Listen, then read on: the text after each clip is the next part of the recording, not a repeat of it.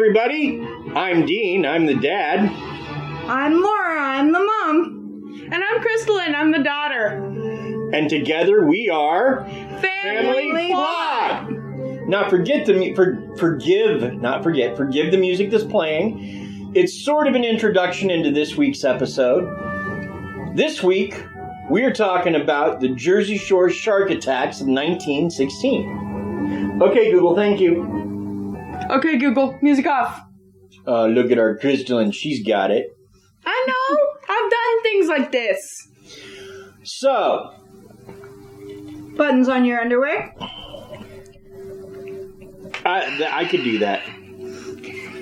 Now both of y'all are doing it. Now I feel left out. In 1916, just off the Jersey Shore, there were 5 shark attacks. 5? Well, a shark attacked 5 people.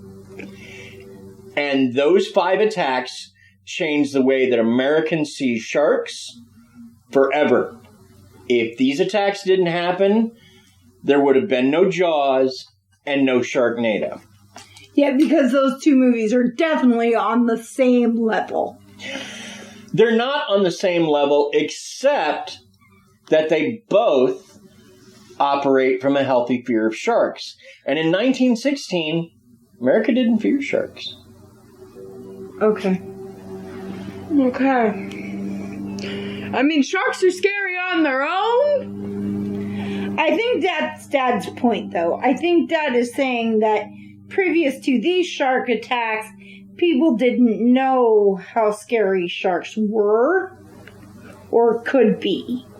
Exactly. And we'll talk about that more within the episode. But in 1916, the prevailing opinion was that sharks didn't attack people. I have some news for you. And without these attacks, without them scaring the country almost to death, we might still believe that sharks don't attack people. I kind of feel like we wouldn't, but I'll let you go with that theory since we're just getting started. Okay, chances are something else would have happened, but this historical event, these attacks, took away America's shark innocence, and they changed the way we view the ocean and sharks in general. Well, I didn't even know this was a thing, so I'm not going to argue with you. I'm just going to let you teach me about the 1916 Jersey Shore shark attacks. I just wish they'd waited until, 2016, because I can suggest some people that are on the Jersey Shore that I'd like to meet a shark, the Situation, j-woww, Snooki. Can't these people meet sharks? Don't go throwing people under the bus you don't know. I'm not throwing them under the bus. I'm throwing them in the ocean near a shark. Okay. Same. Okay, here's the thing. Just because we don't like somebody does not mean we should throw them in the water with the sharks. Because just because we don't like somebody does not mean that they do not get a second chance. It also shouldn't mean that we use them to give sharks indigestion. Yeah. Okay. Well, before we get too deep into what happened, I think Krysta should tell us some weird facts. Hey! Does Krysta have weird facts this week about sharks? Yes, I do. Drum roll, music, let's go.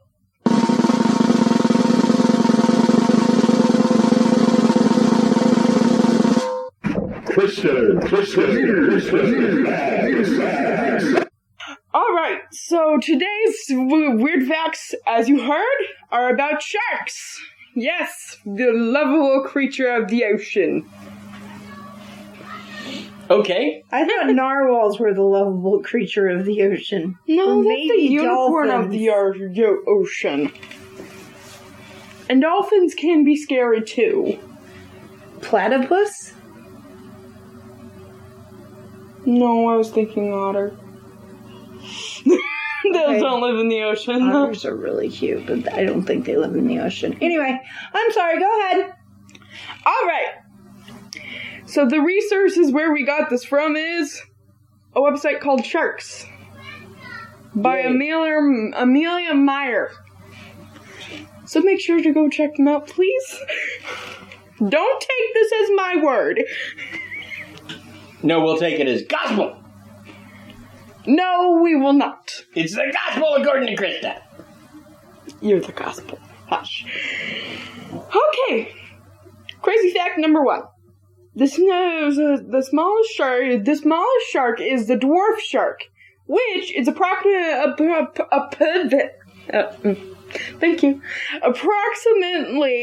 the length of the average man's hand. Wow, that is small. Yeah. That's even smaller than cookie cutter sharks. Cookie cutter sharks? Why do they call them cookie cutter sharks? Because they're about, 1.5 feet long, and they swallow their own teeth because it's the only calcium they get.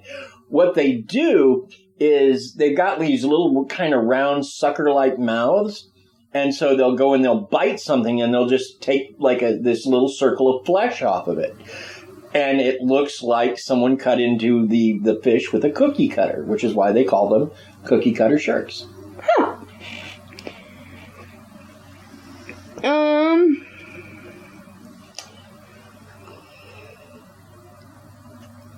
Fact number 2. Fact number 2. A large meal may last the shark up to 3 months without having to eat again. What shark is that? Most sharks. Most sharks, if they have a big meal, they digest their food very slowly. Yes. Maybe not snake slow, but not quick. Okay, then. Number 3.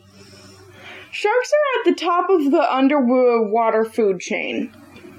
Well, that makes total sense. Yep. Okay, crazy fact number 4. You may think I'm crazy for this, but this is actual news here, people. More people are killed every year by bee stings, lightning, or soda machines falling on them than by sharks. Yes, that is true. Figures are about 150 shark attacks per year.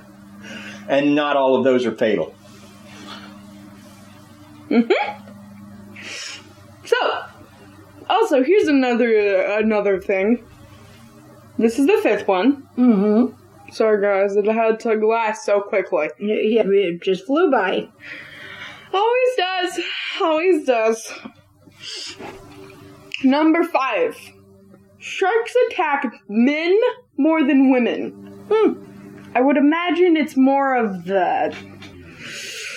I think it's because men tend to be larger. That's not definite, but I think it's because men tend to be larger. And the reason people get attacked, the latest theory on this, because we really don't know, but the latest theory on it is that sharks test their world by biting.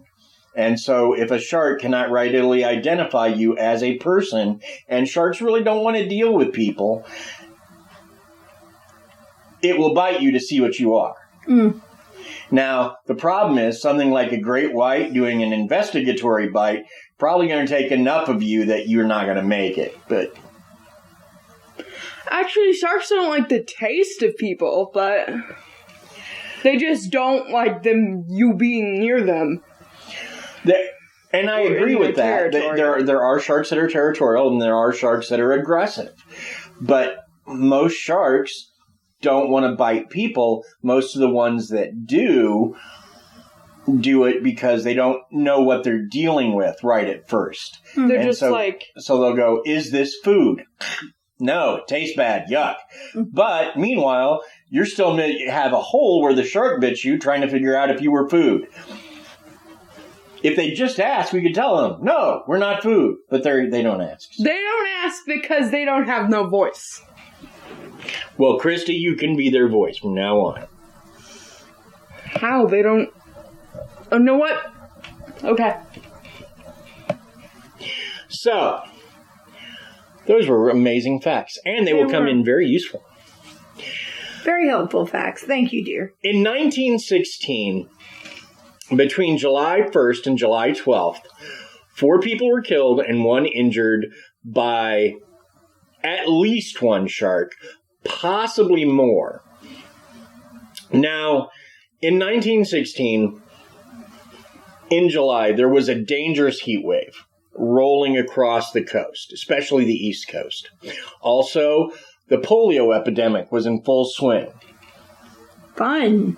Yes. And so America had discovered a new pastime to allow it to cool off, and that was ocean swimming.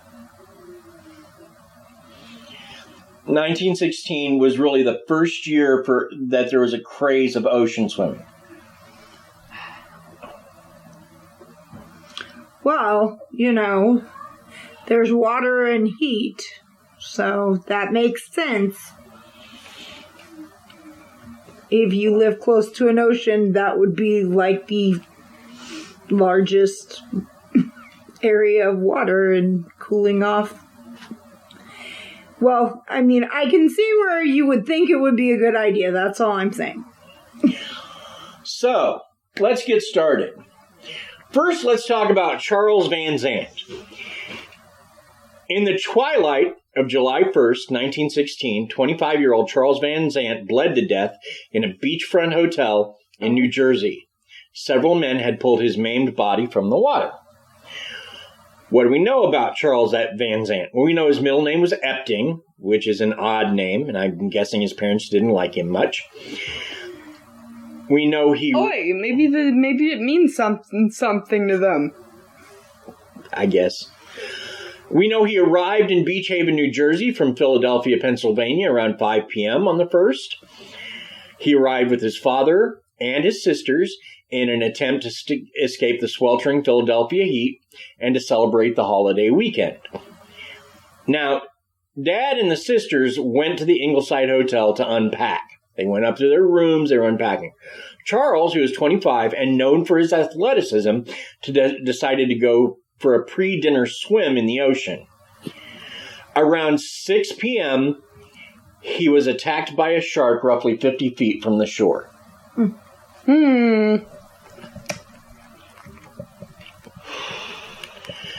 Now, there was a retriever on the beach, and indeed it swam and played with Van Zandt to some extent.